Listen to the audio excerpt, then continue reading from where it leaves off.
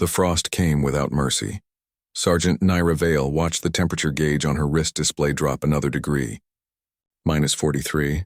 The kind of cold that turned breath into ice crystals before they hit the ground. The kind of cold that killed. She crouched behind the twisted wreckage of what had once been a Karathi transport vessel, her thermal armor humming softly as it regulated her body temperature. The battle had ended 3 hours ago, but the silence that followed felt heavier than the gunfire. Her unit had pushed forward. She'd been ordered to hold the position and wait for extraction. That's when she heard it, a sound so faint she almost mistook it for the wind scraping across metal. But Naira had been trained to distinguish between the language of war and the language of survival. This was the latter, high-pitched, desperate, alive. She moved carefully through the debris field, her boots crunching on frozen dirt. The sound grew louder, more distinct. Not one voice, several, crying. Behind a collapsed bulkhead she found them, 5 cubs, Karathi young, no more than a few months old by human standards. Their fur, which should have been thick and silver, was matted and thin. They huddled together in a pile, shivering so violently that Naira could see it from 3 meters away. Their small faces were pressed together, trying to share what little warmth remained between them.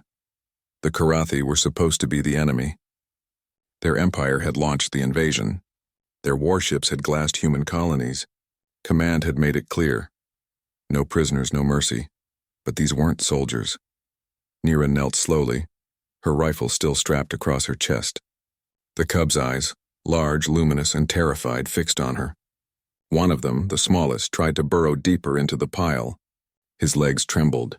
His breath came in short, panicked gasps. "Hey," Naira whispered, though she knew they couldn't understand her words. "Hey, it's okay," she reached out slowly. The cubs flinched but didn't scatter. They were too weak, too cold. Naira looked down at her armor. The thermal plating had kept her alive through this frozen hell. Without it, she'd last maybe 20 minutes before hypothermia set in. With it, she could survive until extraction arrived, assuming it arrived at all. She looked back at the cubs, at the smallest one, whose eyes hadn't left her face. Humans had a saying, "We do not abandon the helpless." It was a principle that had guided her species through centuries of hardship. It was why they'd survived when others hadn't. Not because they were the strongest or the fastest, but because they refused to let go of each other, even when logic demanded it. Naira's hands moved to the clasps of her chest plate. The armor protested with a soft hiss as the thermal seals disengaged. Cold air rushed in immediately, biting at her skin through the thin underlayer. She ignored it. Piece by piece she removed the armor. Chest plate, shoulder guards, thigh plating. Each section was designed to retain heat, to create a microclimate of survival. She arranged them around the cubs like walls of a fortress, then placed the largest plates over them like a roof. The smallest cub, Tahrin, she would later learn his name, watched her with wide eyes as she worked. When she placed the final piece, her helmet beside them, he reached out with one tiny paw and touched it. "There," Naira said, her teeth already beginning to chatter. "That should hold you until someone finds you." She stepped back, wrapping her arms around herself. The cold hit her like a physical force, driving the air from her lungs. Her thermal underlayer was designed for climate control, not survival. Already she could feel her fingers going numb. The cub stopped shivering. The armor's residual heat was working. Tahrin crawled forward, dragging himself to the edge of the makeshift shelter. He looked at Naira, then at the helmet beside him. His small mouth opened and he made a sound, not a cry, but something else. Something that sounded almost like a question. "Why?" Naira smiled, though her lips were already turning blue. "Because that's what we do, kid." She turned and stumbled back toward the wreckage, searching for anything that might provide shelter. Her vision was already starting to blur at the edges. The cold was inside her now, settling into her bones.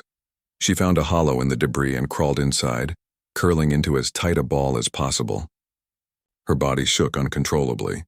She thought about her unit, about whether they'd come back for her. She thought about Earth, about warm summer days that felt like a dream from another lifetime. She thought about 5 small lives that would see tomorrow because she'd made a choice. Her eyes closed. Time became meaningless. Seconds or hours, she couldn't tell. The cold was everything. Then warmth, small bodies pressed against her. soft fur against her frozen skin.